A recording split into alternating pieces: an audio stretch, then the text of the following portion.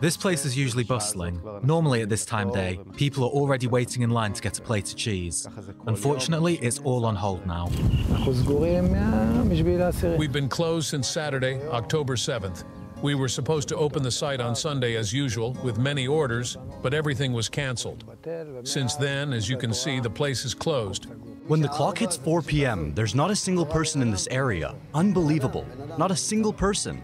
Compared to last year, there's maybe 5% to 10% of visitors and work. What's absurd is that we don't know what the future holds. Where are we going from here? In the last 9 months, the north has become a ghost area. 53% of the residents have evacuated, and many businesses are empty. Welcome. Thank you very much. Let me show you around, shall we? So, from here, you can see the entire Upper Galilee. There's a really beautiful view from here. That is Marun al-Ras, a relatively large village from which much of the shooting originates. This is Lebanon. Yes, we can see Lebanon. They can see us too, by the way.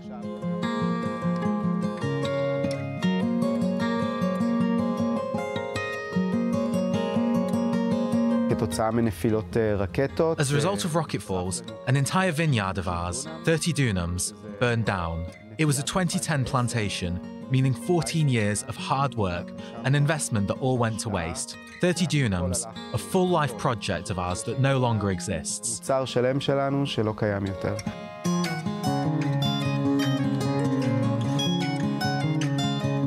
It's even more frustrating because with a crop like vines, if you don't prune and care for it, that year, it means we've also lost the next year. The recovery will take another year.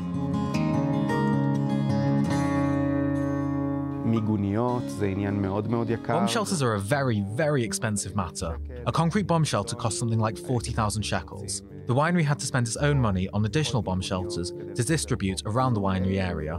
When I used to go to our vineyards in Misgavam, before it burnt down, if there was an alarm, I'd jump under a tree, hide, and hope nothing would hit me.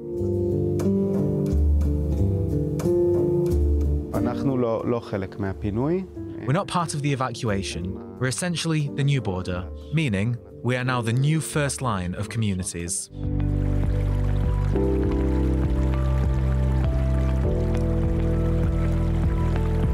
You've reached the Jordan River rafting. I think it's one of the largest sites in the north of Israel. At this time of year, it usually hosts around 3,000 to 4,000 people. As you can see, now it's closed down. Very sad.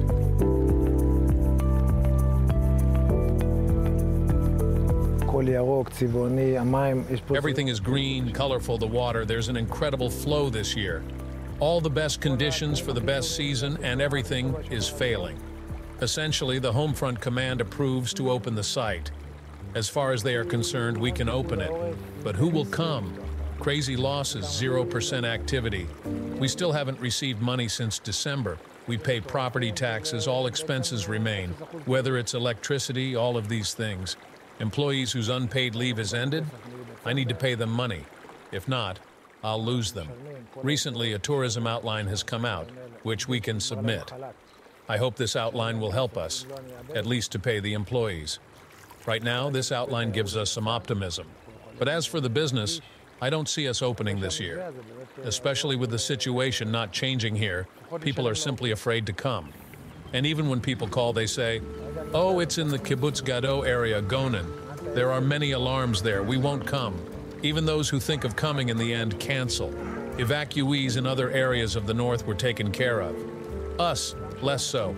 We are hurt by the rockets and everything, but basically, no one helps us, not in education, not in assistance, not in anything else.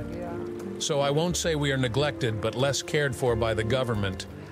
אז לא אגיד לך שאנחנו מופקרים, אבל פחות דואגים לנו מבחינת הממשלה והכל.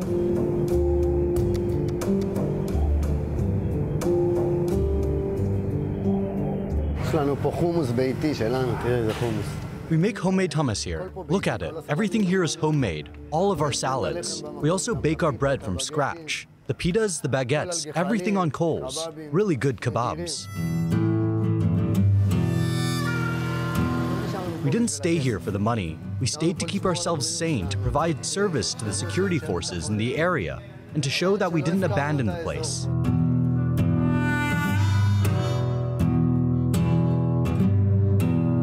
It's hard because in other places, business is as usual. You see, they broadcast the Big Brother reality show on TV and everything seems normal on the channels. But here, you only experience alarms, strikes.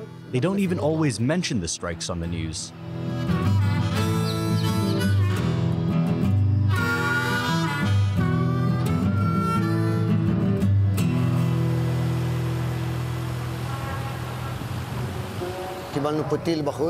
We got a missile hit outside. Everything was damaged, all the shops. Everything was shattered. This is the front side of the mall. We cleaned up the broken glass shards because it was dangerous. You see this? Come here. I'll show you exactly where the fall was. See all the shops here that exploded?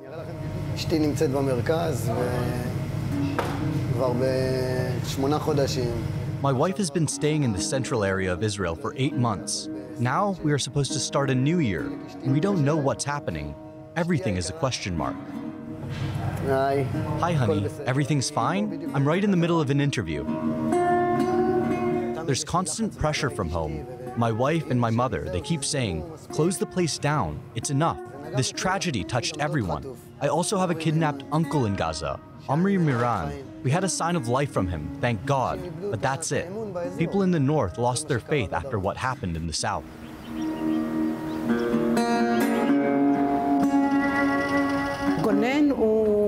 Gonen is a kibbutz located about 10 kilometers from the border. So the residents were not evacuated. We're also not included in the government's compensation plan. People are afraid to come near this area. Tourists, no question about it. Not Israelis, not foreign tourists. Who will come here? Despite the fact we're not an official war zone, we're essentially in a war zone. We hear everything, see everything, we suffer the alarms. We're really caught in the middle. A big part of the problem is the uncertainty. We don't know what will happen tomorrow. It starts with the business as a business, and it trickles down to the employees, who are all on unpaid leave, which has already ended. There are no jobs opening in the area. There's nothing. You need to have a certain level of income and show a certain level of damage. And even then, the payment for the damages, which are very heavy, doesn't cover anything basically.